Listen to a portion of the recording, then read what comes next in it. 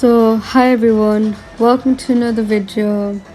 Today I'm going to be talking about Sugar from BTS or August D's new pre-release single titled People Part 2.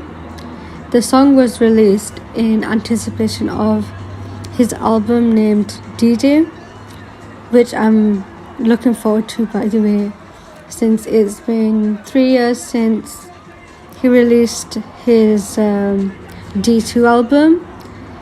But today we're talking about People Part 2 because the lyrics of the song is actually very interesting and goes into topics in depth that I didn't expect from a pre-release single, because normally I'd expect it to have generic lyrics, but then they leave the actual deep stuff for the release of the full album title track wise. But this pre-release single surprised me, so without further ado, I'm going to be looking into it and giving my own thoughts. So time is now Friday to go. I know you know anything there's no. So time is now Friday to go. Nobody doesn't know anymore. The way I see it is kind of like, are you telling him that the time is now to get started on things that you couldn't do because of the pandemic or because of COVID, since he did mention that he wrote it while being in the pandemic and how he felt during it, and basically that nobody is confused anymore on how to adapt to the new, in quotation marks, normal. And so the time is now just to go ahead and do what you want to do. So why are you hesitating?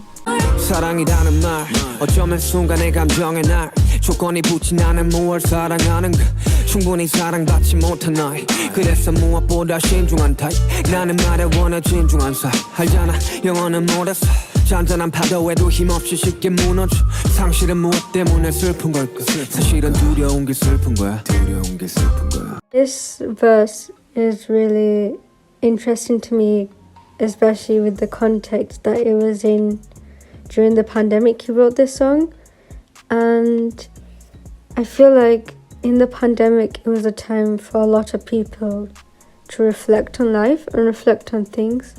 In this case, he's basically reflecting on love and the whole concept of love, which is very cool because love has always been a concept that has existed for ages, but nobody talks about what exactly love is and what love is supposed to represent or supposed to be.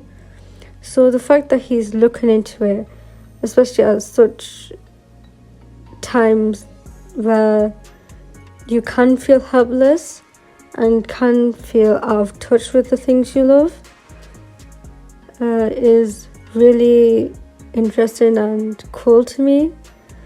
And also he goes on to talk about loss and sadness, which also ties in with the pandemic being a time where lots of people basically lost loved ones, grieved because something they could not control, something that nobody knew the answer for, to help or to work out. So I think it makes it more impactful because, once again, I did not expect it for it to be in a pre-release single, especially in the first verse. So far away you're gone, getting far away, too far away you're gone. I know I have to know, yeah.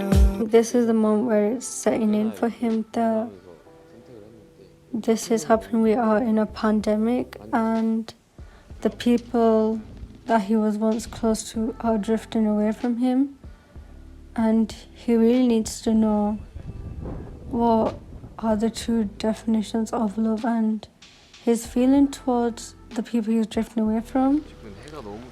Also, like, I think it's settling in that it's gonna be like that for a while. 당신은 무엇 때문에 슬픈 걸까?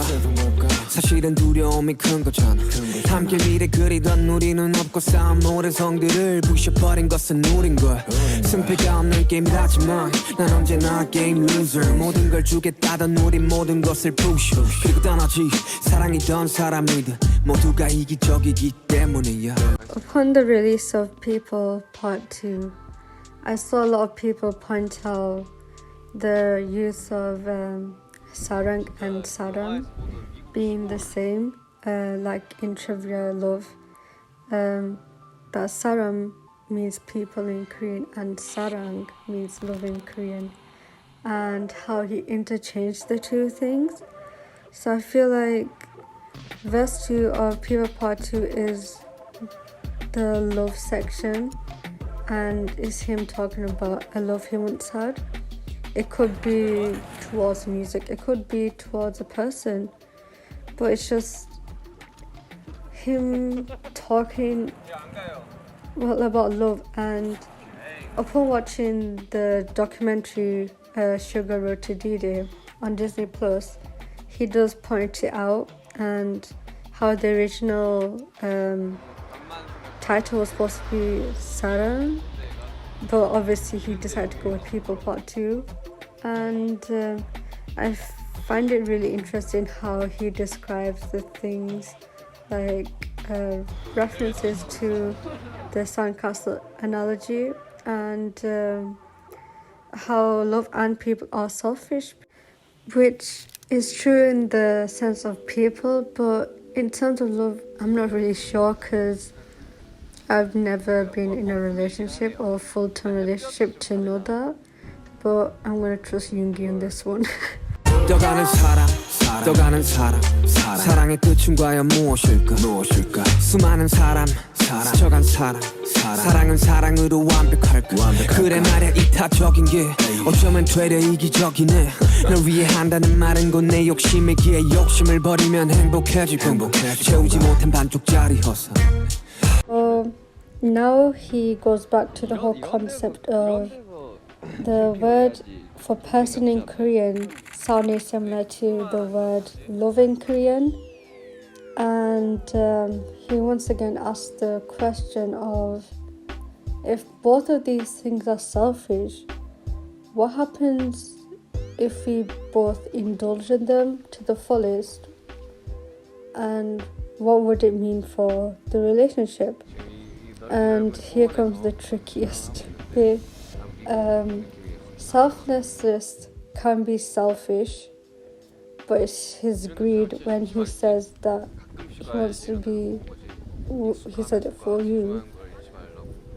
But will he be happy if he gives up his greed? Once again proving that it is selfish. And love is selfish because he's clearly doing it in the pursuit of getting someone he loves or getting something he loves. That's why it's such a half illusion, because it can't be selfish and selfness at the same time. And yeah, it's a very interesting look that has me baffled. 저항과 복종 사이의 싸움이라는데 내가 보기에는 외로움들과의 싸움이네. 눈물이 터져 나오면 그대 울어도 돼. 당신은 사랑받기에도 이미 충분한 충분. This is pretty much self-explanatory, but I thought it deserves place here because it is something people need to hear from time to time. So enjoy Yoongi acting cute during his sketch. Anyway guys, thank you for watching. I hope you enjoyed the video, and hope to see you in the next video. I'm not really sure when that is, but hope to see you then.